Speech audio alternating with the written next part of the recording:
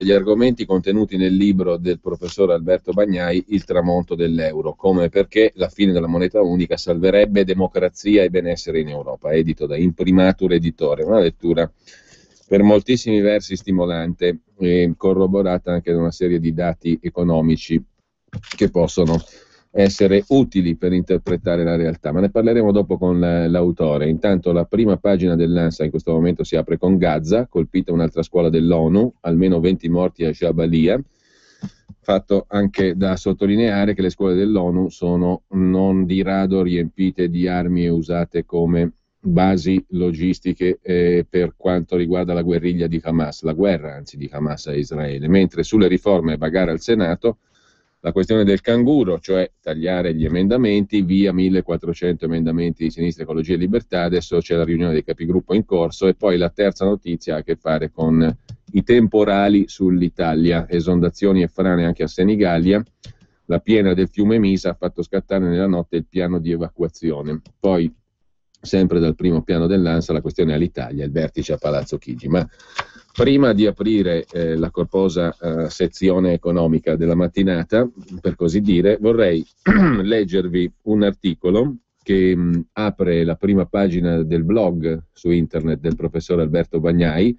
Il blog è Goofynomics, Goofy è il nome inglese di Pippo, perché il blog si apre con una citazione del noto pensiero di Pippo, il personaggio di Walt Disney. È strano come una discesa vista dal basso somigli a una salita, una verità semplice ma dalle applicazioni non banali. È l'introduzione al blog del professor Bagnai, che è stato aggiornato con un ultimo post, un ultimo commento che vorrei girarvi, perché intanto qui sono sempre piaciute le opinioni che escono dal coro, non tanto per il fatto che sia un valore in sé uscire dal coro, ma spesso lo è. E l'opinione del professor Bagnai in questo caso è relativa a un argomento sul quale invece sui giornali di oggi e nella manifestazione pubblica del pensiero c'è una totale unanimità, cioè il lamento per il venir meno di una voce che è quella del quotidiano L'Unità, a parte il fatto che molto probabilmente rinascerà, detto per inciso ma mica neanche troppo.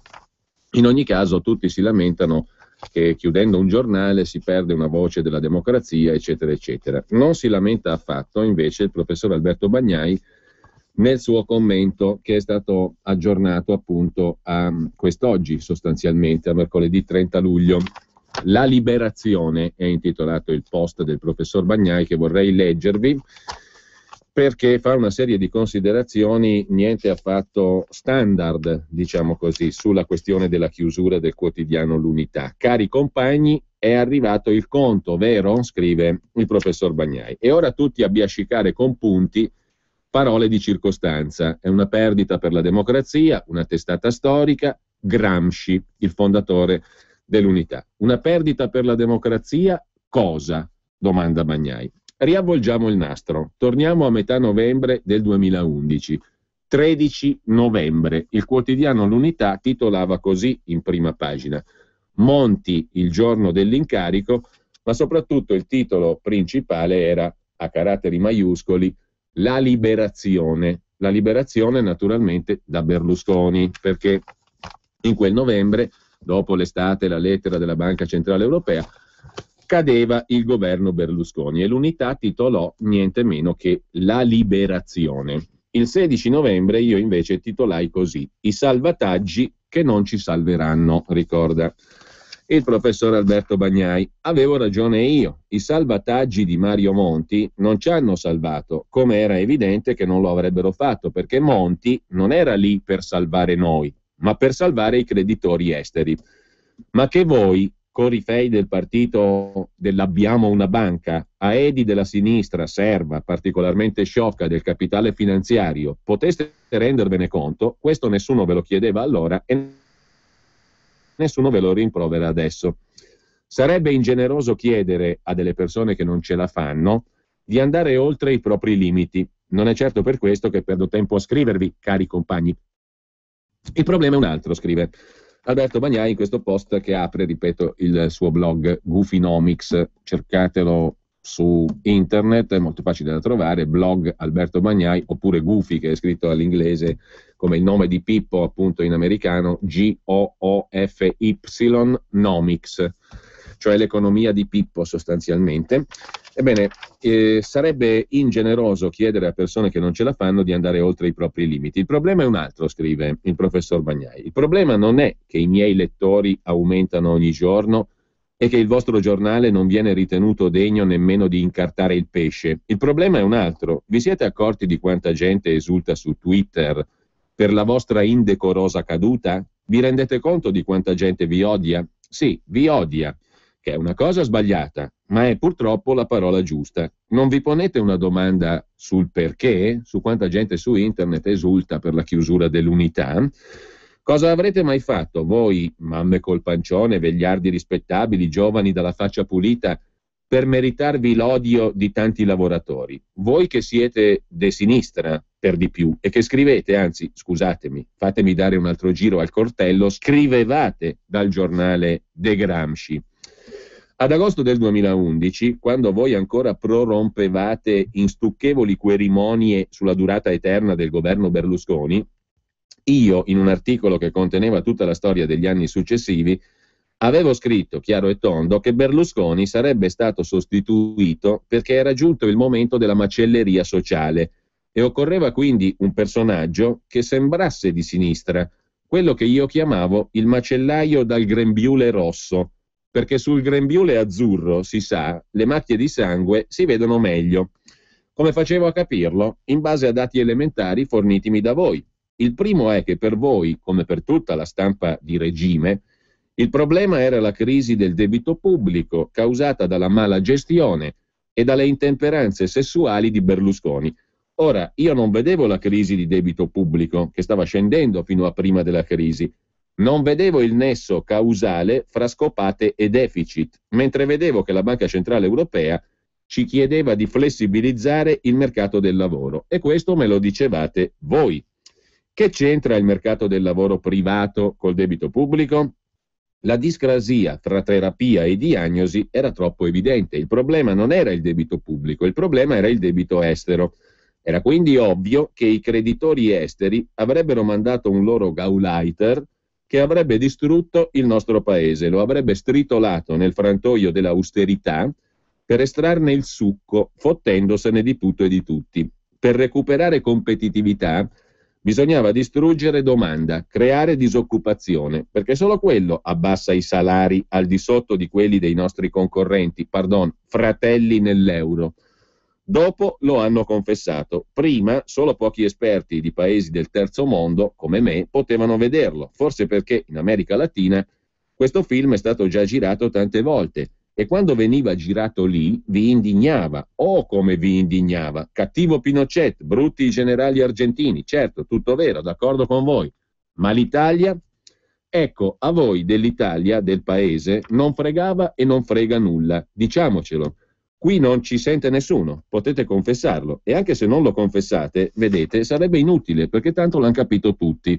A voi interessava solo che i vostri referenti politici, in qualsiasi modo, raggiungessero il potere. Non vi interessava neanche restarvene al calduccio, perché non riuscivate nemmeno a concepire che dentro al frantoio ci sareste finiti anche voi così vicini ai potenti, voi megafono dei buoni, voi alfieri della battaglia contro il cattivo Berlusconi, contro l'unica causa di tutti i nostri mali, contro quello che andava tolto di mezzo il prima possibile e in qualsiasi modo. In qualsiasi modo, sottolinea il professor Bagnai. A valle tutti confermano quello che a monte mi vanto d'aver visto. Berlusconi è stato deposto. Lo ha detto Geithner, lo ha detto Zapatero, lo ha detto Binismaghi, lo ha detto Sin. Loro lo hanno detto dopo, naturalmente, ma con cognizione di causa. Io prima. E il mio era solo un educated guess, ma non parliamo di me, non ne vale la pena. I miei lettori sanno già quello che quello che dico poi succede e anche la vostra fine era da noi attesa con trepidazione. Ecco, parliamo di voi. Avete acclamato l'avvento del governo Monti, un governo di sociopatici, espressione diretta di quelle elite europee criminali che hanno dichiarato guerra non tanto alle classi subalterne, questa non sarebbe una novità, ma alle stesse leggi della logica economica. Avete legittimato come vittoria della sinistra, come necessario snodo tecnico, la sconfitta politica più grave mai subita dalle classi subalterne in questo paese. Avete cinto queste macchine di distruzione, i Monti, le Fornero, del peplo rosso che li legittimava come de sinistra. Voi lo avete fatto, scrivendo dal giornale di Gramsci. Avete, per odio ideologico, trascurato di soffermarvi su un piccolo dettaglio, che se anche quello che veniva tolto di mezzo era un vostro nemico, Berlusconi, il modo in cui egli veniva eliminato era incompatibile con la sovranità democratica del nostro paese. Era espressione non della volontà popolare, alla quale veniva accuratamente impedito di esprimersi, ma della volontà di élite che voi non potevate non vedere all'opera, a meno di essere dei completi idioti, e delle quali vi facevate ossequienti e proattivi zerbini, nella consapevolezza che vi avrebbero sempre protetto, che per voi un tozzo di pane ci sarebbe sempre stato. Avete acclamato come liberazione, infangando il nome e la memoria della guerra partigiana, l'avvento di un regime pinochettiano che si era fatto vanto e bandiera di restringere il perimetro dello Stato, cioè di riportare indietro le lancette della storia, cancellando qualsiasi traccia di quel minimo di socialdemocrazia europea che si era riusciti a importare nel nostro martoriato paese. Avete per anni continuato a sostenere questo e i regimi successivi, senza dare un minimo spazio ad alcuna voce critica, con la tracotanza di chi si sente al di sopra di qualsiasi legge morale, con la iattanza di chi pensa di potersi dispensare da qualsiasi dovere di solidarietà verso i propri prossimi morenti, quelli che scrivevano a me lettere come questa, che a voi nessuno ha mai scritto. E qui cita una lettera arrivata al suo blog il professor Bagnai. Nessuno ha mai scritto lettere di questo genere a voi perché nessuno ha mai pensato che voi foste persone che aveste un'etica, una dignità, dopo aver visto quel titolo infame, la liberazione. Nessuno ha mai pensato che poteste essere qualcosa di diverso da tramiti passivi, da ecolalici ripetitori di un messaggio scritto da altre mani, che a voi veniva consegnato solo perché lo legittimaste col vostro marchio. Avete tradito la vostra etica professionale, che vi avrebbe chiesto di fornire anche qualche fatto, oltre alle vostre porche e disinformate opinioni. E avete tradito la vostra appartenenza di sinistra, schierandovi senza se e senza ma con un regime del quale tutti, perfino l'economista Zingales, denunciano la matrice criminale, insita nella deliberata intenzione di usare la violenza economica come strumento di indirizzo politico. E tutti, perfino Fassina, capite? Fassina, siete stati sorpassati a sinistra perfino da Fassina? Perfino Fassina riconoscono il chiaro orientamento di classe, ovviamente a danno delle classi subalterne, alle quali voi, in tutta evidenza, ritenevate di non appartenere. Ma quest'ultima deduzione, scrive ancora il professor Bagnai, era sbagliata. Quindi adesso crepate e se possibile fatelo in silenzio. Non vi ascicate scuse risibili. La colpa, ovviamente, non è del web. Chi mente chiude anche sul web.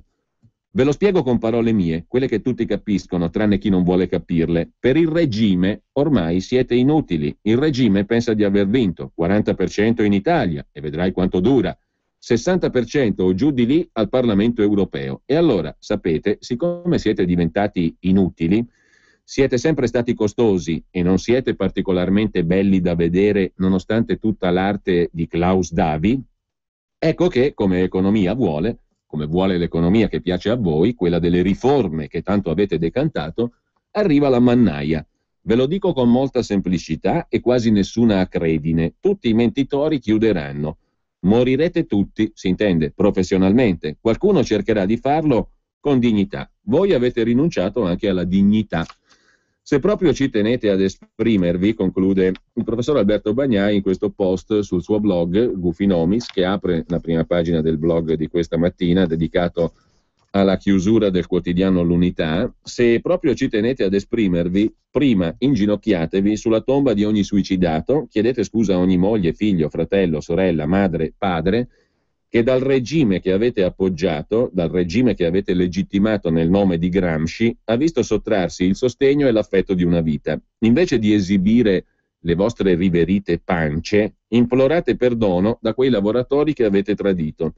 Potete dire che non avete capito, potete dire di avere sbagliato, potete dire che vi hanno pagato per farlo, potete dire che stavate eseguendo ordini e questo funziona, l'ho già sentito.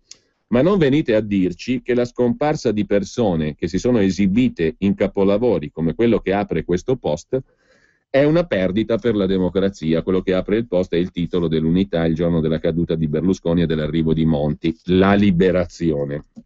Non è un titolo che rappresenta una, come dire, la chiusura di un giornale che ha fatto un titolo così, scrive Bagnai, non è una perdita per la democrazia. Questo vi prego evitate di dirlo, perché dareste a chi ancora prova a crederci nella democrazia un'idea drammaticamente sbagliata di cosa essa sia in realtà. E questo sarebbe l'ultimo e il più grave dei vostri crimini contro la verità e contro il buonsenso. Avanti il prossimo, povero diavolo, conclude Alberto Bagnai sulla chiusura del quotidiano L'Unità in prima pagina sul suo blog. Alberto Bagnai che sentiamo tra poco, intanto però diamo un piccolo omaggio, molto piccolo, a Giorgio Gaslini con una delle sue composizioni, Alabama Suite per pianoforte solo. Questa registrazione risale al 97 a Lecco, al Teatro della Società.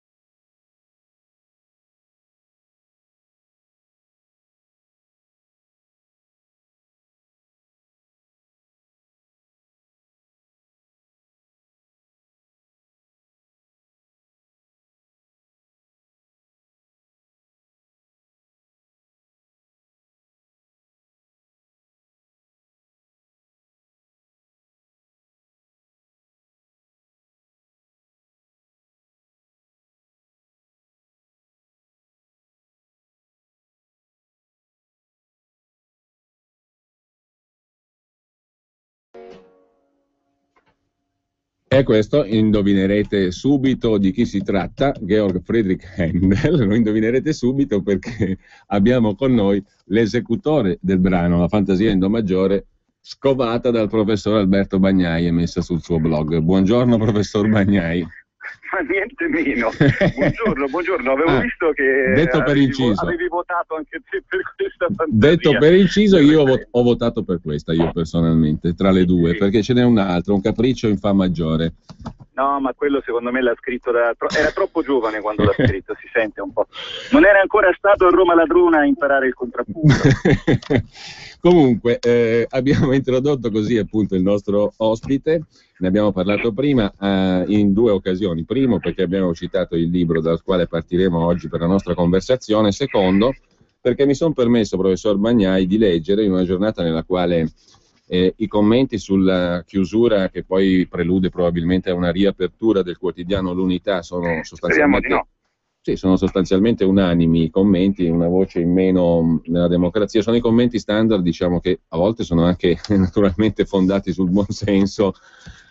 Quando chiude una voce, chiude una parte della democrazia, il pluralismo, eccetera. Però lei oggi, l'ho letto prima, il suo blog, prima che ci sentissimo adesso in diretta, lei ha fatto un commento molto netto sulla questione dell'informazione e sul ruolo anche del quotidiano L'Unità all'interno della galassia di sinistra, diciamo così, e della storia e della tradizione politica della sinistra. Insomma, lei dice, voi avete raccontato tante storie a danno dei lavoratori, quelli che tradizionalmente dovevano essere da voi difesi, e a danno dei lettori, perché avete gioito in maniera oscena e antidemocratica per la deposizione del nemico numero uno Berlusconi, non tanto per Berlusconi in sé, ma per la modalità con cui è stato deposto e per il governo che gli è succeduto, un governo che ha ucciso le classi subalterne e i lavoratori che voi dicevate di difendere.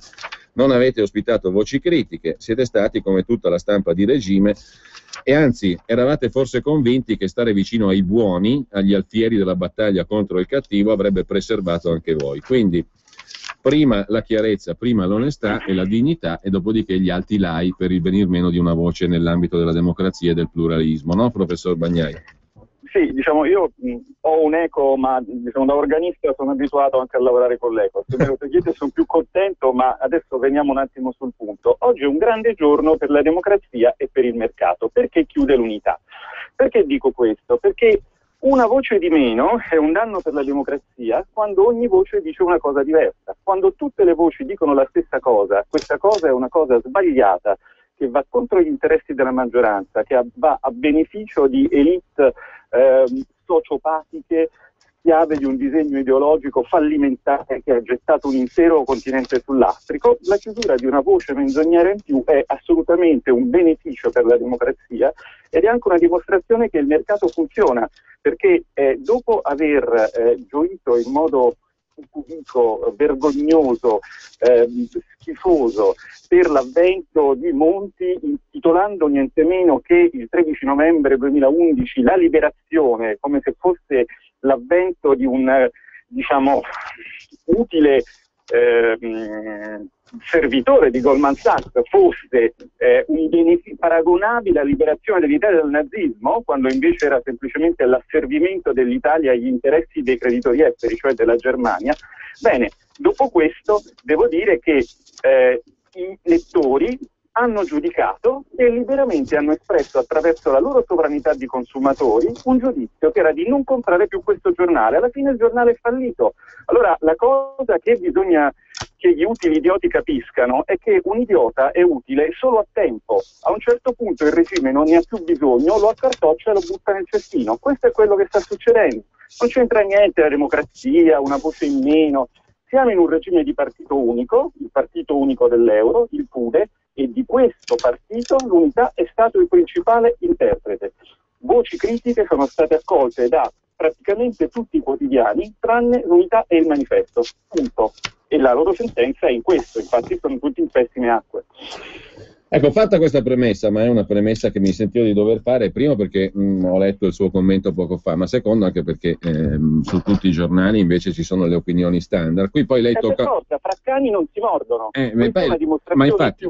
fatto che dicono tutti la stessa cosa. Lei Gli unici organi di stampa che un pochino si dimarcano, diciamo, da questa linea sono il Fatto Quotidiano, che pur essendo su una linea, diciamo, fortemente eurista, però ha l'onestà di accogliere voci discordanti, e fra le emittenti radiofoniche, per esempio voi o Radio Radio a Roma, delle emittenti locali. Quello che fa per esempio Rai 3 nella sua rassegna stampa della mattina è qualcosa di scandaloso. Prima o poi vi farò divertire con un fact checking.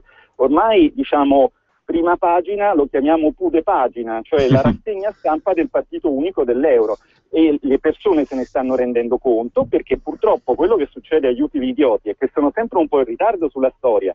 Cioè queste sono persone che difendono l'euro quando Zingales da Chicago, Tabellini dalla Bocconi cominciano a prenderne le distanze. Lei capisce che il quotidiano fondato da Gramsci, che si fa sorpassare a sinistra dalla Bocconi, è una cosa che quando io avevo 30 anni, o lei aveva 30 anni, semmai li abbiamo tutti, non me lo ricordo, non ci sarebbe mai passata per la testa. È una sconfitta storica, è una vergogna. E nonostante questo, io ritengo che parlare di destra e di sinistra ancora ha un senso. L'Unità è un giornale di destra fascista, che sta chiudendo. Pace, sarà un danno per la democrazia.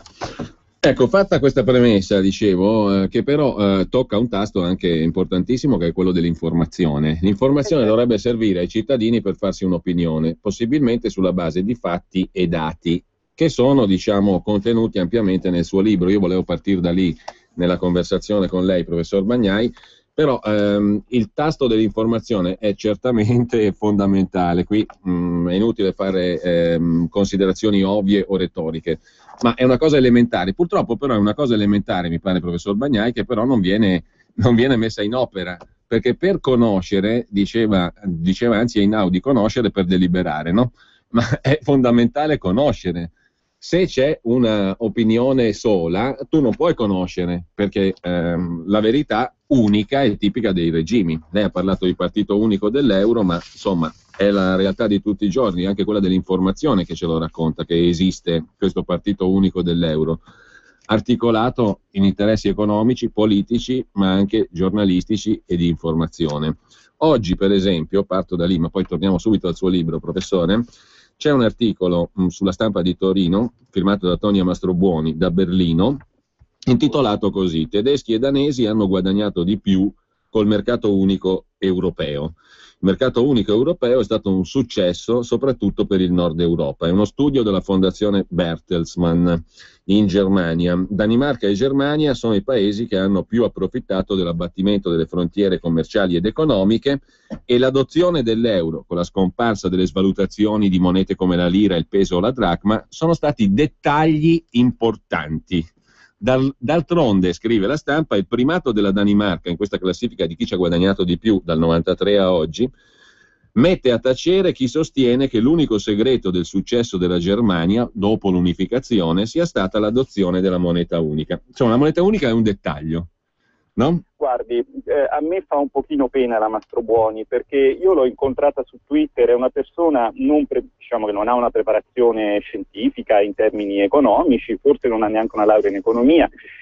Abbiamo del resto avuto persone che scrivevano su giornali importanti e dicevano di essere economisti e non avevano una laurea in nulla, per esempio, quindi diciamo lei sicuramente è meglio di tanti altri, però mi fa un po' pena perché, vede, questo articolo è paradigmatico, esemplare di quello che succederà adesso a tutti i giornalisti un pochino più furbi di quelli dell'Unità. Si riposizioneranno, cioè semplicemente ammetteranno l'esistenza della realtà, cioè che la moneta unica per paesi così diversi è insostenibile. Però lei vede per esempio il dilettantismo dell'articolo della Mastrobuoni. Di che cosa parla la Mastrobuoni? La Mastrobuoni parla delle svalutazioni della lira. Ora, come io ho ampiamente dimostrato, in particolare confutando Zingales, un altro diciamo così, di passaggio sul mio blog, parlare in questi termini è dilettantesco, perché quello che è successo nel corso degli anni 80 e 90 è una cosa del tutto diversa. C'era una forte domanda di beni tedeschi, come c'è oggi, quindi c'era una forte domanda di valuta tedesca, quindi la valuta tedesca si rivalutava. Tant'è vero che quando Zingales è andato in Commissione Finanze a dire che la sterlina aveva fatto bene a svalutare perché lo aveva fatto solo in occasioni particolari, mentre la lira lo aveva fatto come politica continua, Io ho dimostrato, dati alla mano, che lira e sterlina sono andati di pari passo, perdendo terreno rispetto al marco, dal 1971 fino alla metà degli anni 90, il che significa che non erano lira e sterlina che si svalutavano, era il marco che si rivalutava. Scusate, ma è mai possibile che la gente non capisca che esiste la legge della domanda e dell'offerta e che se una cosa viene molto domandata il suo prezzo sale? Bene, se i beni tedeschi sono buoni, lo ammetto, non c'è problema. Viva i beni tedeschi, compriamo le macchine tedesche, sposiamo donne tedesche, Deutschland liberale, però il prezzo cresce. E se c'è una valuta nazionale, cresce il prezzo della valuta nazionale. Quindi l'euro non è stato fatto per impedire a noi porci, come dicono i nostri giornalisti, quindi anche loro porci. Se noi siamo porci in quanto PIL, sono porci anche loro. Bene, l'euro non è stato fatto per impedire a noi porci di svalutare, l'euro è stato fatto per impedire alla Germania di rivalutare, per impedire alla Germania di avere una valuta forte come la sua economia, tant'è vero che durante gli accordi di cambio dello SME la Germania rivalutò 6 volte d'accordo con i propri partner, mentre la lira svalutò solo 4 volte. Questo vorrà pur dire qualcosa. C'è una forte domanda di beni tedeschi, siamo tutti d'accordo, il mercato esiste per questo. Quello che le persone si dovrebbero chiedere è: perché la Germania, che vede tanta domanda per i propri beni, non alza il prezzo dei suoi beni? Sarebbe razionale farlo, no? Il pescivendolo, quando è venerdì mattina e tutti vogliono il pesce, tiene il prezzo un po' più alto, no? E poi lo abbassa sabato quando rischia di riportarsi i pesci a casa. Chiaro il concetto? Perché la Germania invece impedisce il funzionamento del mercato? Perché le conviene. Il discorso sulla Danimarca poi è di un dilettantismo assolutamente rivoltante. La Danimarca è agganciata all'euro, non ha approfittato della svalutazione, quindi questo discorso lasciamo proprio perdere. Si vede che sono persone che parlano di cose che non conoscono, delle quali non hanno la benché minima idea, non aprono un file di dati per guardare un tasso di cambio e parlano su giornali importanti nei quali i loro padroni gli dicono di dire bianco oggi, gli diranno di dire nero domani, e questi non capiscono però che oggi c'è internet. E quindi quando loro diranno nero, noi potremo andare lì e dire: guardate che ieri stavate dicendo bianco. Quindi quantomeno una figura diciamo così, di materia organica in decomposizione la faranno. Professor Bagnai, l'articolo dell'Unità, la prima pagina, La Liberazione, del 13 novembre, è di poco precedente all'inaugurazione del suo blog Goofynomics, cioè l'economia di Pippo, personaggio che tutti conosciamo di Walt Disney, no? Sì.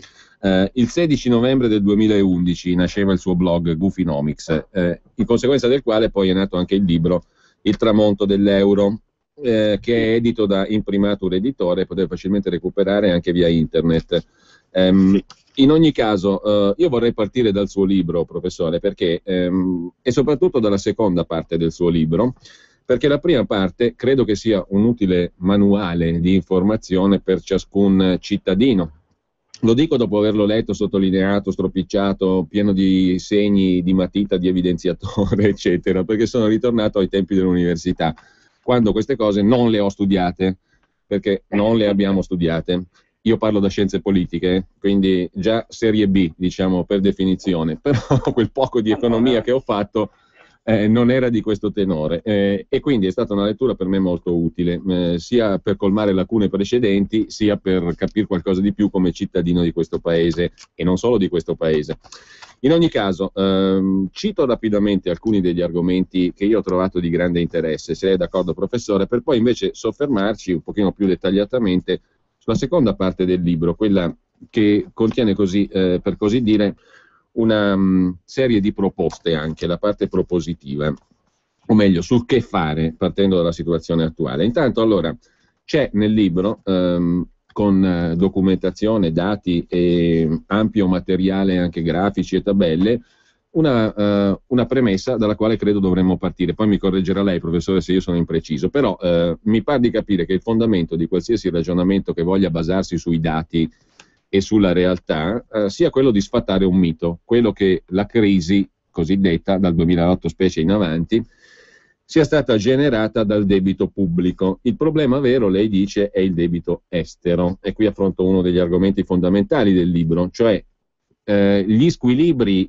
esterni, diciamo, fra paesi, importazioni, esportazioni, bilancia commerciale, bilancia dei pagamenti, sono alla radice della crisi vera e sono strettamente connessi all'adozione di una moneta unica. La moneta unica crea una rigidità tale che non sono più possibili gli aggiustamenti in conseguenza delle diverse contingenze economiche dei diversi paesi. Quindi se viene meno la flessibilità dovuta al cambio e se ci sono squilibri commerciali che creano problemi strutturali ai diversi paesi, non c'è più uno strumento, diciamo, flessibile per affrontarli. Anzi, uno strumento c'è, ma è uno strumento che va a danno dei lavoratori, perché l'unico elemento di flessibilità diventa la compressione dei salari, che è una cosa, e del potere d'acquisto, del livello di benessere, quindi in generale, e delle conquiste anche sociali e di diritto del lavoro di una società.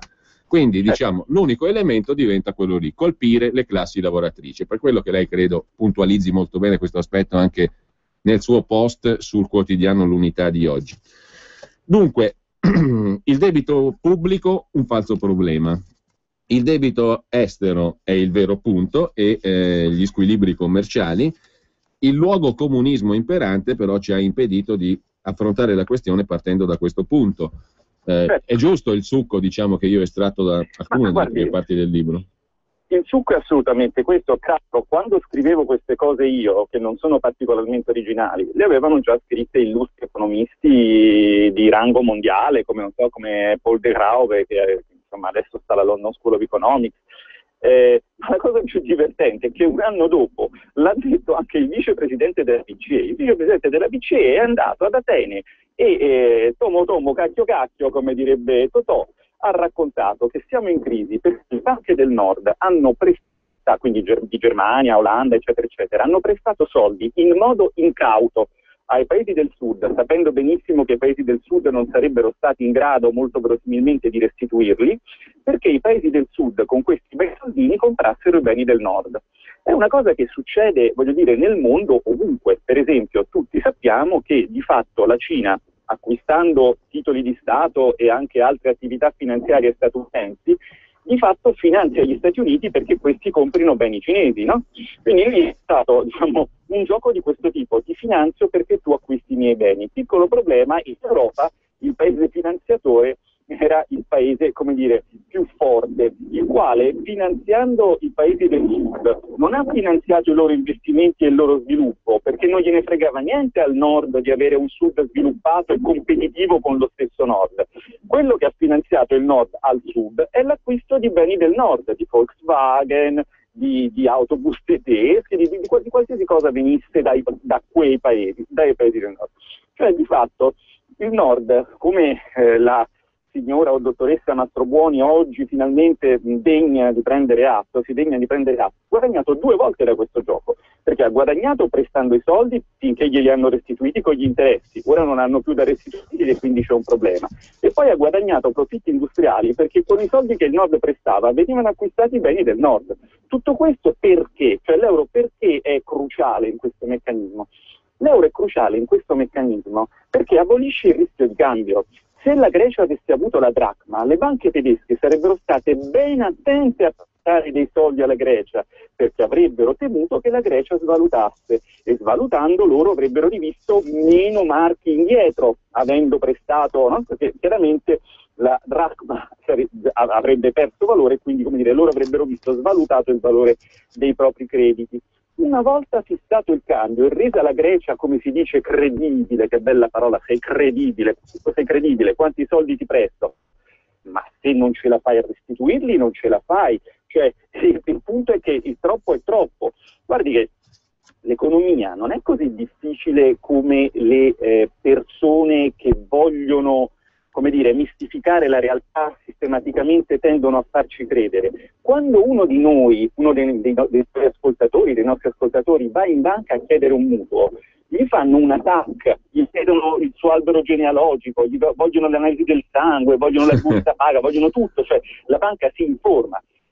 Le banche del nord non hanno fatto nessuna, diciamo, attento scrutinio del merito di credito dei debitori del sud, perché gli conveniva non farlo e perché sapevano benissimo che se fossero incorsi in dei problemi, i paesi del nord forti sarebbero intervenuti per salvarli, schiacciando i paesi del sud e chiedendo ai contribuenti del sud i soldi per salvare le banche del nord, che è quello che sta succedendo, come dico oggi sulla prima pagina del per esempio. È il caso Grecia praticamente. Siamo tutti nella stessa situazione, purtroppo. a diversi stadi di evoluzione del percorso. Noi, diciamo così, grazie al fatto che le nostre banche sono un filo più assennate di quelle di altri paesi, ci siamo trovati in una situazione meno grave. Avevamo una situazione però purtroppo più compromessa sul fronte della finanza pubblica, e naturalmente nel momento in cui gli stati intervengono per fare austerità, quindi distruggendo reddito da restituire ai creditori nel nord, come ha fatto sostanzialmente Monti, è chiaro che chi ha una finanza pubblica compromessa si trova in particolare difficoltà, perché l'austerità normalmente fa crescere il rapporto fra debito e PIL, semplicemente perché distrugge il PIL. Professor Bagnai, lei nel suo libro dice anche che la svalutazione non è una cosa immorale, come viene ripetuto a ogni piezo spinto da economisti e giornalisti del pensiero unico, per così dire. La svalutazione è semplicemente l'applicazione di una legge di mercato, quella della domanda e dell'offerta, perché se un bene è molto domandato, la moneta può essere definita un bene, il suo prezzo dovrà salire. E viceversa, diciamo così. Quindi non c'è niente di immorale, è solo il mercato che funziona quando una moneta si apprezza o si deprezza, si rivaluta o si svaluta, per riportare in equilibrio i fondamentali dell'economia reale, domanda e offerta, giusto? Ma è chiaro che, come dire, sul funzionamento del mercato ci sarebbero molte cose da dire, perché il mercato è un meccanismo che può essere influenzato da alcuni attori, soprattutto oggi, che in particolare nei mercati finanziari ci sono condizioni di oligopolio, cioè di pochi grossi gruppi che sono in grado di influenzare e manipolare il mercato, eccetera, eccetera, eccetera. Quindi io non sto facendo un elogio incondizionato del mercato. Però, vede, il problema è questo: io sono sempre stupito dal fatto che economisti che si proclamano liberali, no? C'è un po' di tutto dentro, diciamo da Giannino a Zingales, no? Li mettiamo insieme, visto che per un po' hanno fatto un pezzo di strada insieme, il livello scientifico più o meno è quello. Bene, io sono stupito dal fatto che questi economisti così liberali abbiano un'avversione profonda, radicale, viscerale verso un aggiustamento di prezzo. Cioè l'economia liberale si basa sul fatto che i prezzi si muovono. Perché il prezzo della valuta non si deve muovere? Qual è la spiegazione che viene data di questo? Non sono riuscito ad avere una risposta convincente da nessuno dei miei colleghi o, diciamo, pretenditali liberali. Nessuno è in grado di dirmi perché dobbiamo vivere in un'economia sovietica dove il prezzo più importante di un'economia, cioè quello della sua moneta, come lo definisce Václav Klaus, economista liberale, viene pianificato e viene posto uguale a 1 per tutti in base a un decreto divino emanato da 7 a 10, 20, non so, persone che nessuno ha eletto, delle quali la memoria si perderà o verrà travolta nell'ignominia, distruggendo un intero paese e un intero continente. Quindi io non riesco a capire perché questa avversione. È molto semplice, non si tratta di fare l'elogio del mercato, si tratta di capire che il mercato ha i suoi limiti, ma quando un mercato viene manipolato e distorto sistematicamente contro alcuni paesi e sistematicamente a vantaggio di alcuni altri, come oggi la signora Mastrobuoni si degna di accorgersi, bene, questo chiaramente non va. Professor Bagnai, una notazione storica rapidissima. Sì. Le posso dimostrare, questo è un po' di, mi rendo conto, un po' di erudizione, bisognerebbe perderci tempo, magari gli ascoltatori non interessa. Il Fondo Monetario Internazionale ha dimostrato che non è mai esistito un sistema di cambio così rigido come quello imposto dall'euro. Persino quando si usava l'oro negli scambi internazionali c'era più flessibilità. Quindi stiamo parlando di una cosa che storicamente è un assurdo e che quindi storicamente è destinata a fallire, ma per difenderla noi dovremo ancora pagare tante tasse ai nostri simpatici compagni del PD. Professore, perché ci può spiegare rapidamente, proprio nei suoi meccanismi essenziali, ed è un altro punto importante del libro secondo me, perché nel momento in cui c'è una moneta unica per paesi diversi, come è il caso appunto dell'euro, l'aggiustamento delle varie situazioni di crisi si può scaricare soltanto sui salari, cioè sulla compressione dei salari dei lavoratori, dal che poi aumenta la disoccupazione, cala la domanda interna, calano i redditi e la spirale diventa totalmente negativa.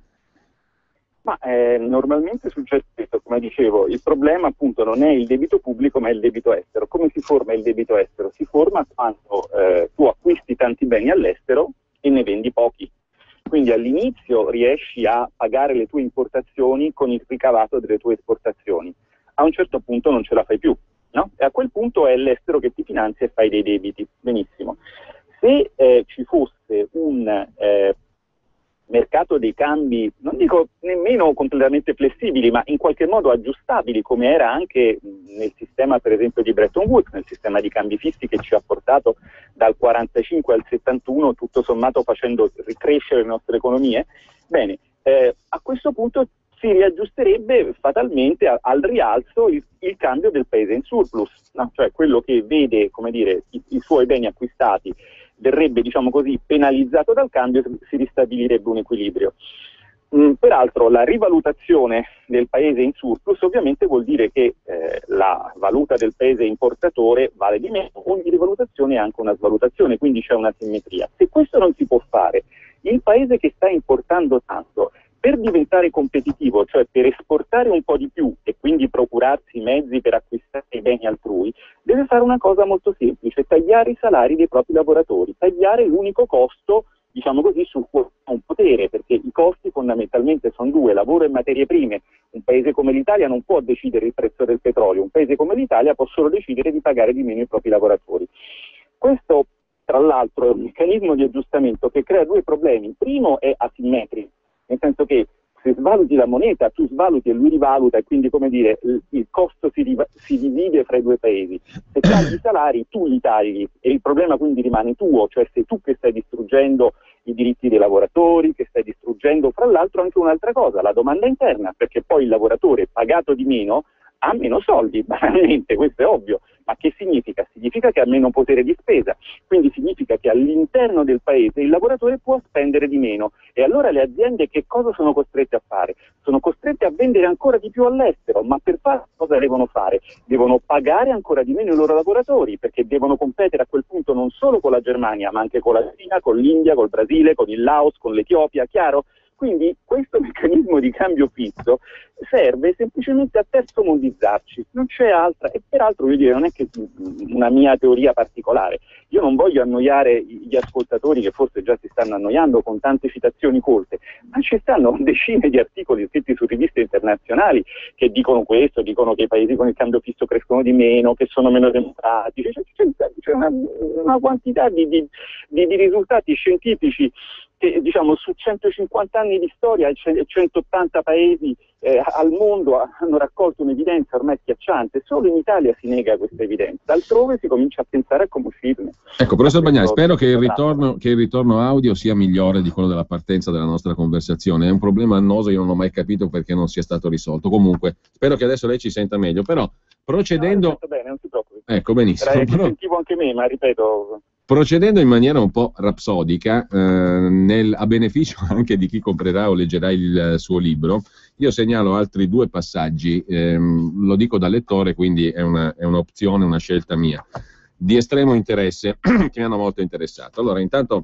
c'è uno stile di racconto nel libro che induce anche la persona non esperta di questioni economiche alla lettura, e nel contempo è anche un libro molto documentato, ricco, pieno di fonti, di citazioni, come lei diceva prima, quindi anche sotto il profilo, diciamo, della dottrina, mettiamola così, e dei dati scientifici, della produzione scientifica, degli studi economici, è molto ricco. Quindi questo da un lato. Dall'altra parte c'è una narrazione anche molto accattivante. Per esempio, nel capitolo dedicato al sogno dell'oca, lei ci racconta, un professore, di come i nostri politici, abbiano voluto che noi sognassimo che l'Europa fosse un'oca. OCA è un acronimo che in lingua inglese significa una area valutaria ottimale, cioè un'area monetaria giusta per introdurvi una moneta unica, che non è esattamente proprio l'Europa.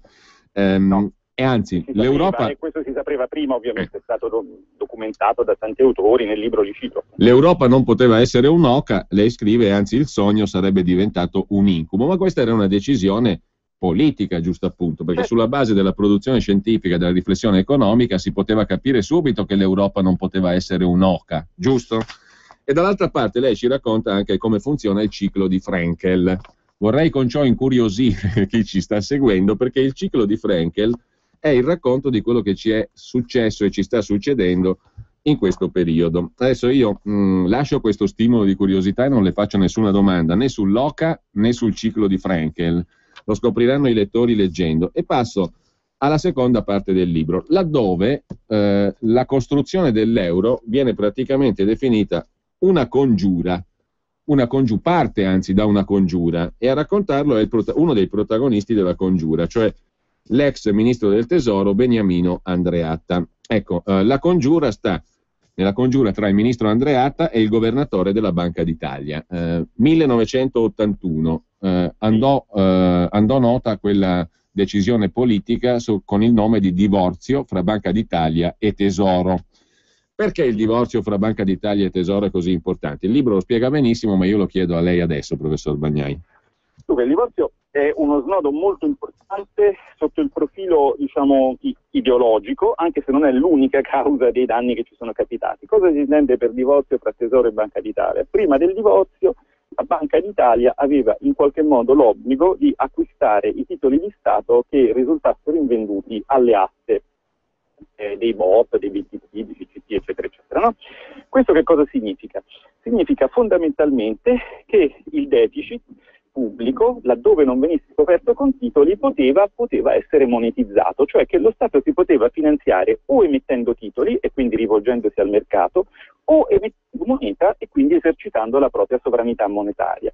Questa è una cosa che era assolutamente normale, è stata assolutamente normale, in particolare dal 1945 diciamo agli anni 70 nel mondo, in un periodo che viene definito dagli economisti il periodo della cosiddetta repressione finanziaria, che è una parola bruttissima e che indica semplicemente che i mercati venivano tenuti sotto controllo. Uno dei modi per tenere sotto controllo i mercati è non mettersi in condizione di dipendere da loro. Nel momento in cui tu, per finanziare la spesa pubblica, che può essere produttiva, improduttiva, spreco, non spreco, poi ne parliamo, ma vediamo al punto fondamentale. Nel momento in cui tu per finanziare la spesa pubblica devi comunque metterti in mano ai mercati, i mercati hanno vinto. Che cosa successe contestualmente a questo, fra l'altro? Successe che questo qui fu un movimento, diciamo, ideologico di liberalizzazione del mercato e di cambiamento proprio di orientamento delle politiche monetarie che coinvolse Stati Uniti, Inghilterra, eccetera, eccetera, per cui esattamente nel momento in cui Ciampi e Andreatta decisero di mettere l'Italia in mano ai mercati, i tassi di interesse a livello mondiale salirono e per l'Italia fu una catastrofe. Da lì, tra l'altro, professore, l'interesse fece esplodere il debito pubblico. Tra l'altro lei, professore, dice l'euro nasce lì, comincia da lì e porta poi alla BCE indipendente e alla ideologia della Banca Centrale Europea indipendente, tra virgolette, no? Questa è un'ideologia che nasce nel sistema economico e nella teoria economica anglosassone, quella della banca centrale, in particolare americana, della banca centrale indipendente. Io, diciamo, gioco nel libro un po' con alcune cose, tra le quali questa intervista in cui Andreatta definisce questo provvedimento, è lui che lo definisce, io non sono un complottista, lui lo definisce una congiura e lo definisce, nota importantissima, come la creazione di un quarto potere all'interno dello Stato, il potere monetario. Vorrei ricordare agli ascoltatori, che lo sanno benissimo, ma per mettere nel contesto questa affermazione, che dal tempo di Montesquieu noi sappiamo che all'interno di uno Stato, in qualche modo, diciamo così, liberale, ci sono tre poteri: l'esecutivo, il governo, il legislativo, le Camere e il giudiziario. Ognuno di questi poteri ha un potere di controllo sugli altri. Bene, Beniamino Andreatta, buonanima, pace all'anima sua, ha deciso, sua sponte, senza passare attraverso nessun tipo di meccanismo di controllo, di verifica democratica, di introdurre un quarto potere, il potere monetario, rendendo la Banca d'Italia, come dire, arbitra della necessità dello Stato di rivolgersi al mercato. E questo quarto potere, il potere monetario, è un potere che non ha nessun check and balance, nessuna forma di controllo e di contrapposizione rispetto agli altri. Tanto è vero che, non so se vi ricordate anche Fazio di buona memoria, dopo gli scandali nei quali venne coinvolto Fazio, governatore della Banca d'Italia, si decise che la carica di governatore della Banca d'Italia sarebbe stata a tempo. Quando il divorzio venne introdotto, il governatore della Banca d'Italia era governatore a vita, era come il Papa, quindi si dava in mano una persona non eletta da nessuno e sottratta per il provvedimento stesso del divorzio al controllo, perlomeno al governo, di un altro potere democratico, il potere di decidere le sorti del paese. Questa non è una banalità, voglio dire, non è l'unica causa al dissesto finanziario nel quale siamo, ovviamente, è una delle tante, ma non è assolutamente una banalità dal punto di vista proprio del diritto. Cioè questa è una cosa che deve essere ancora approfondita, perché questo è un tradimento, secondo me, dei principi della Costituzione italiana. Si è deciso di sottrarre al popolo italiano, che è sovrano, uno degli attributi della sovranità, economica in particolare, che è quello della gestione della moneta italiana finché c'è stata. Professor Bagnai, quanti minuti abbiamo ancora a disposizione? Glielo chiedo esplicitamente in diretto perché... Guardi, io sono nella mia attività favorita, sono in riva al Tevere e sto guardando se passa qualcuno, quindi abbiamo tutto il tempo. Allora... Stamattina è passata l'Unità, magari nel frattempo passa Repubblica. Lungo il fiume. Allora ne approfitto per andare con calma, perché mi piace, diciamo, la conversazione non fatta per battute, no? Come troppo spesso si fa negli organi di informazione. Allora, il congiurato, cioè Andreatta, il ministro del Tesoro, che fece quella scelta insieme a Ciampi, della quale lei ci ha appena parlato, è perfettamente consapevole lui stesso, e lei lo cita nel libro, che quella scelta lì determina un aumento dei tassi di interesse e una crescita del debito pubblico rispetto al prodotto interno lordo, all'economia reale, tra virgolette, dell'Italia.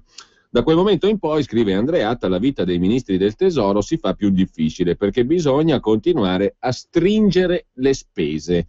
E le spese sono istruzione, sanità, sicurezza, difesa, servizi pubblici. Insomma, entriamo già da lì in quella dimensione che poi sarà pienamente visibile a tutti in questi anni qua di euro, o no?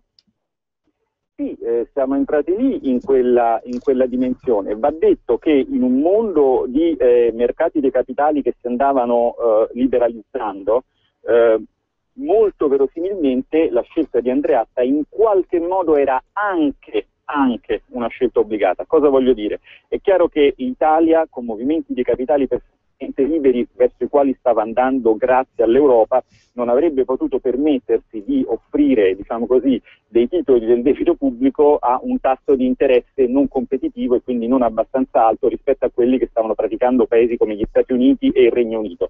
Su questo naturalmente c'è da discutere. Il problema dell'euro è che si inserisce in un discorso molto più ampio, che è quello della cosiddetta terza globalizzazione, cioè della assoluta e totale libertà che a partire dall'inizio degli anni 60 è stata data alla movimentazione di capitali da un paese a un altro. Io vorrei ricordare che il precedente sistema di cambi fissi, nei quali abbiamo vissuto tutti, credo, insomma io almeno con 50 anni ci ho vissuto per 9 anni, il sistema di Bretton Woods, che era un sistema di cambi fissi mondiale basato su un aggancio col dollaro, aveva un piccolissimo dettaglio, cioè che la convertibilità del dollaro era garantita solo per le transazioni su merci e servizi tra non residenti, cioè che non c'era questa assoluta e totale libertà dei movimenti di capitale. La totale libertà dei movimenti di capitali insieme al cambio fisso è incompatibile con la possibilità per un paese di fare una politica monetaria propria. Però il punto è proprio quello che lei cita, cioè Andreatta aveva una consapevolezza molto chiara del fatto, e questo è importante, desidererei che gli ascoltatori così lo ascoltassero, d'altra parte sono ascoltatori, quindi se mi ascoltano lo ascolteranno. La sovranità monetaria ci è stata deliberatamente tolta per toglierci anche la sovranità fiscale, cioè per togliere a noi il potere di decidere quanto spendere e poi anche di decidere come spenderlo. Perché con la lettera della BCE, prima della deposizione di Berlusconi nell'agosto 2011, arrivammo al delirio. Cioè la BCE non solo ci diceva che dovevamo spendere di meno, ma quel di meno ci diceva anche come e dove dovevamo spenderlo secondo lei. E la BCE, chi l'ha eletta? Che cos'è la BCE? Cioè questo è il problema, capite? È un problema di democrazia. Cioè qui non si tratta neanche, questo lo dice sempre molto bene l'amico Claudio Borghi, che tra l'altro, diciamo così, sostiene la vostra battaglia direttamente. Qui non si tratta neanche di andare sul discorso ma che ci guadagno, che ci perdo, se usciamo, se restiamo. Qui si tratta di capire che siamo in un regime antidemocratico, ma non perché lo dico io, perché lo dice chi lo ha in qualche modo contribuito a creare, cioè la generazione degli Andreatta, dei Prodi, dei Monti, dei Padoa-Schioppa, alcuni ci sono, altri non ci sono più, pace all'anima loro, ma sono stati un gruppo coeso che in modo coeso e sistematico ha attaccato i diritti democratici ed economici dei cittadini di questo paese. E questa è una cosa che ormai è agli atti della storia, cioè gli storici questo ormai lo danno per assodato. Qui solo l'unità, diciamo così, non vede questa realtà e quindi chiude e gli sta bene. Lei dice anche, chiarisce nel libro, che questa partita qui, della quale abbiamo appena parlato, della quale lei ci ha appena parlato, non è una partita neutra, è una partita che nasconde un conflitto di distribuzione delle risorse, perché se dall'81 in avanti la spesa per interessi cresce costantemente, il debito pubblico aumenta e il fabbisogno primario, cioè quanto entra e quanto esce dalle casse dello Stato, senza considerare il pagamento degli interessi sul debito, si contrae costantemente e anzi va in attivo, questo significa in pratica che io sto facendo pagare alla massa, ai lavoratori, diciamo così, il conto della redistribuzione delle risorse. Nell'81, lei scrive nel libro, lo Stato italiano dava il 5% del proprio prodotto interno lordo ai detentori del debito pubblico, a chi aveva sottoscritto titoli sotto forma di spesa per interessi. Il 5% finiva invece sotto forma di spesa primaria alla collettività nazionale, in servizi, diciamo così, e beni. Nel 93 invece lo Stato dà il 12% del PIL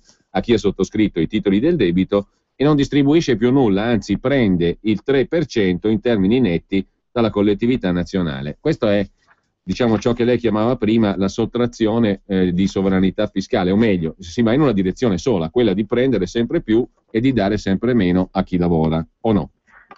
Ma è chiaro che insomma, io vorrei fare due ragionamenti molto semplici. Intanto vorrei ricordare agli ascoltatori che sono perfettamente consapevole del fatto che la spesa pubblica può essere utilizzata bene o male, d'accordo?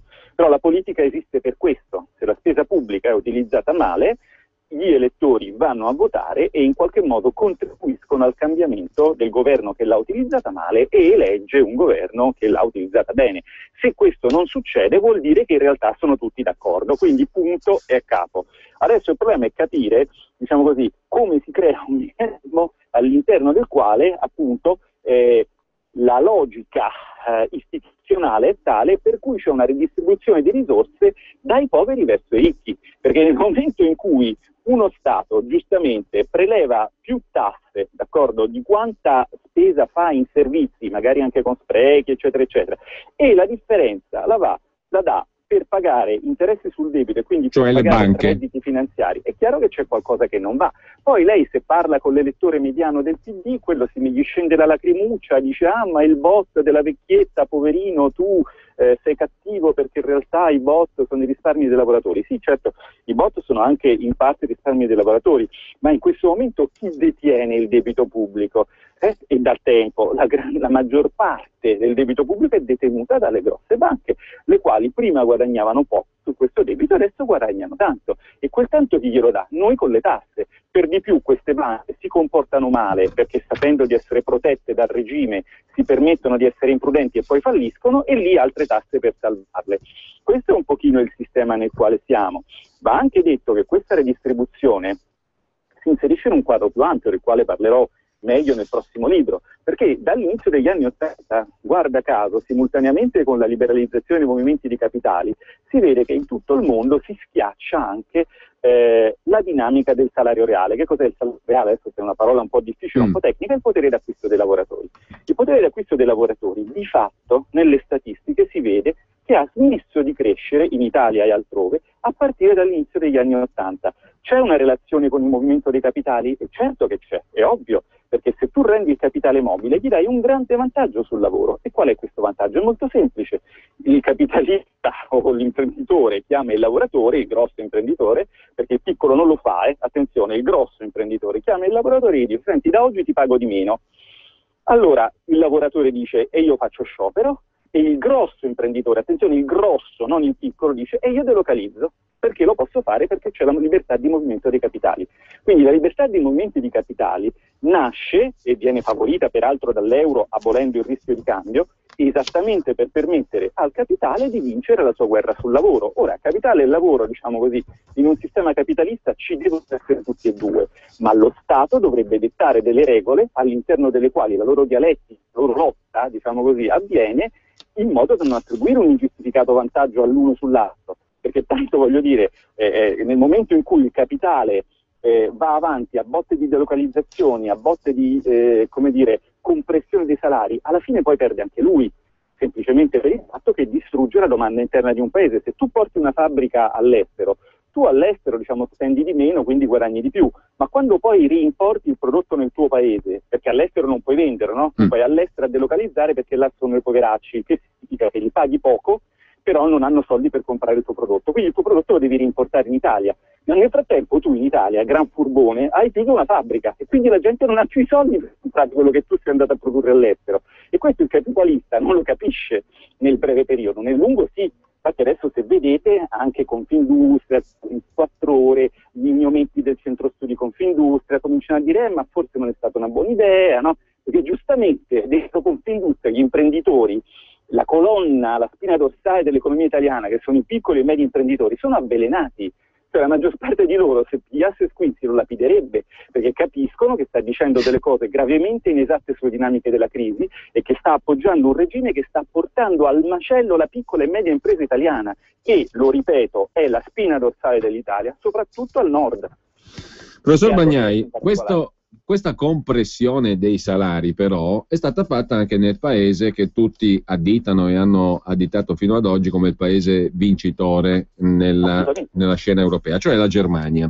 Anche in Germania si sono compressi i salari e la vittoria della Germania, lei scrive, alla fin fine è una vittoria di Pirro, perché a breve o medio termine la Germania vedrà il ramo sul quale sta seduta segato da se stessa.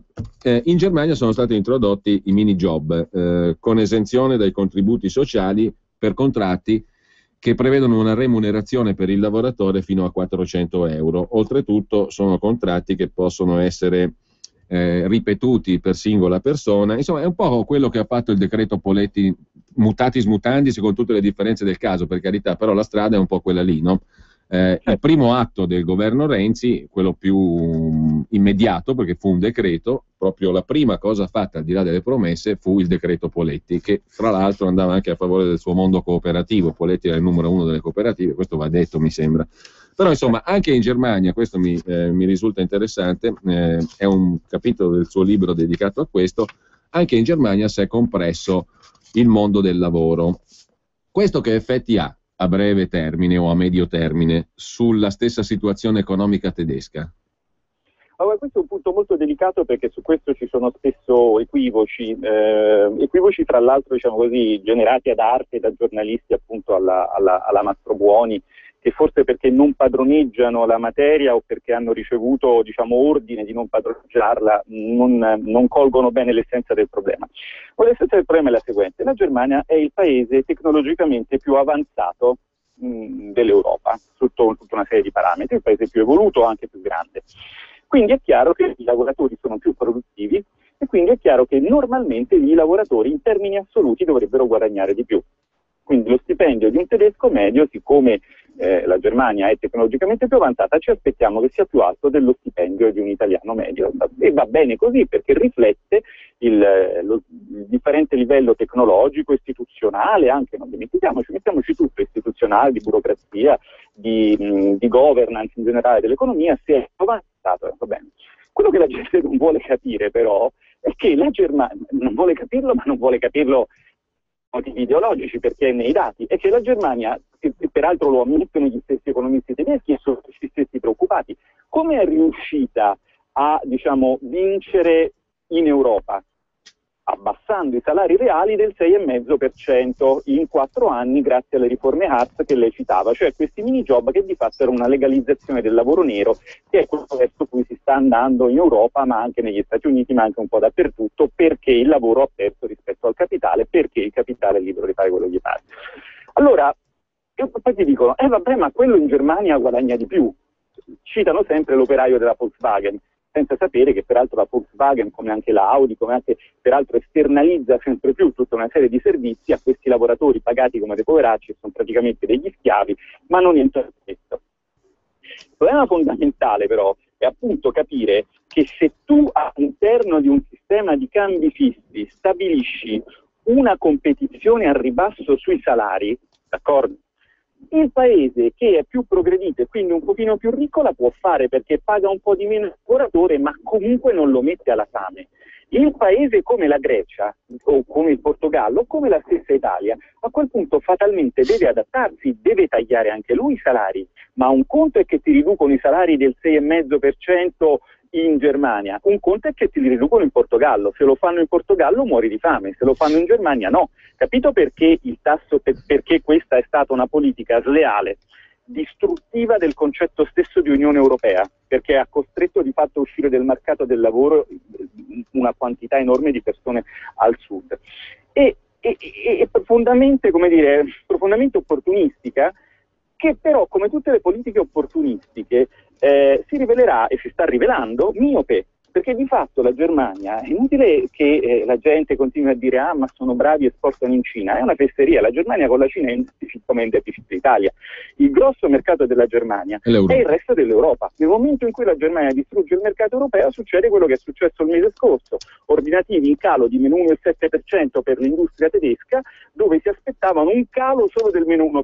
Sa come va a finire qui? Ci sono due possibilità: o il sistema esplode, oppure la Germania farà contenta i simpatici amici collaborazionisti che vogliono, come dire, abolire la cosiddetta austerità, cioè la Germania permetterà ai paesi del sud di fare più spesa pubblica, e lo sa perché? Perché se noi facciamo più spesa pubblica, dove pensa che spendiamo quei soldi con gli attuali rapporti di cambio? Possiamo spenderli solo in beni tedeschi, quindi la Germania farà il gesto di indulgenza, il gesto dicendo beh adesso, dopo aver distrutto la Grecia, massacrato il Portogallo, tritato la Spagna, compromesso gravemente l'Italia, adesso divento magnanima, vi permetto di sforare i parametri di Maastricht, Stato italiano, elargisci pure un po' più di soldi ai tuoi sudditi, così loro compreranno i miei beni e l'anno prossimo i miei ordinativi, anziché calare del meno 1,7%, cresceranno del più 2%. Ecco, questi sono dei due possibili scenari. Professor Bagnai, io le chiedo due cose adesso. La prima, se possiamo risentirci per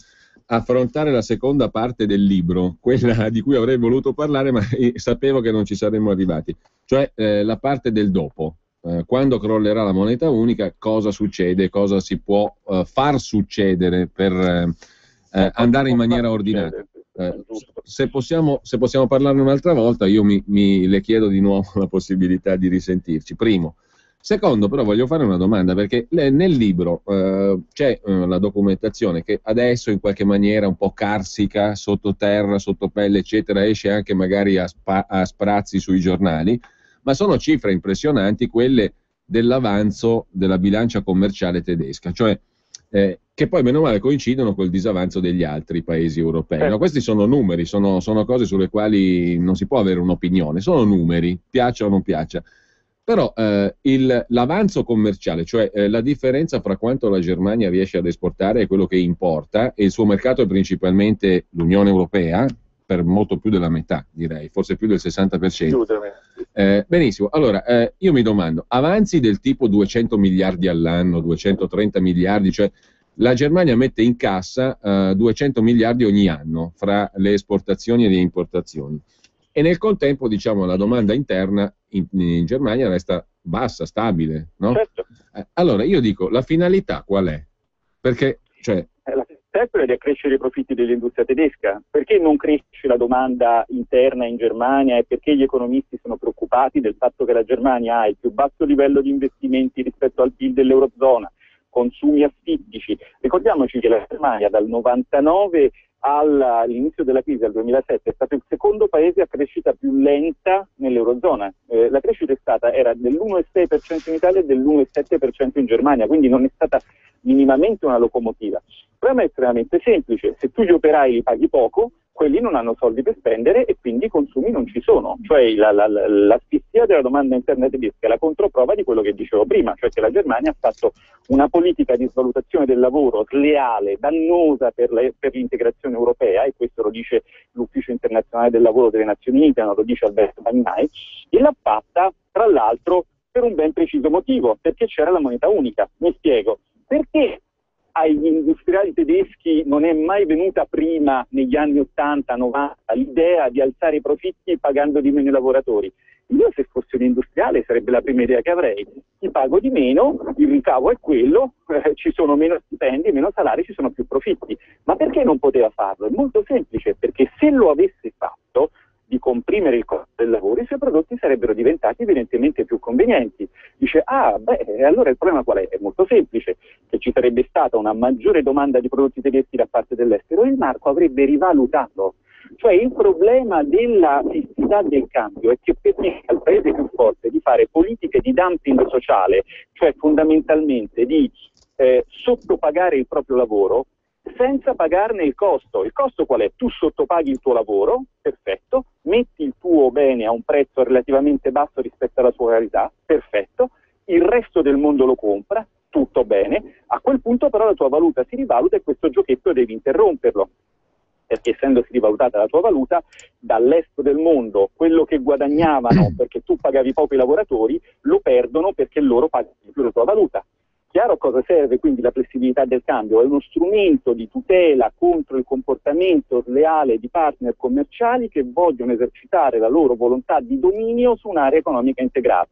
E questo a sinistra, essendo io di sinistra, è bene che cominciano a trovarselo in testa, perché questa idea che l'euro è forte, è bello, perché il dollaro è cattivo, no? Perché qua siamo ancora agli americani col K, al delirio ideologico, anche purtroppo anche da quella che io vorrei fosse la parte del pensiero critico, questa cosa sta distruggendo un intero continente, sta distruggendo la sua cultura, sta distruggendo il suo capitale umano. Noi non abbiamo soldi per le nostre scuole. Io ho un amico che fa il medico legale e quindi gli capita di aprire dei morti, va bene? Diciamoci questo. E lui mi dice, negli ultimi 2 anni io sto vedendo delle cose, si capisce che queste persone hanno passato gli ultimi anni della loro vita senza curarsi, hanno tutti i denti guasti, vuol dire, noi stiamo distruggendo il nostro paese per obbedire a un delirio ideologico. Questo è inammissibile, questo non può andare avanti così.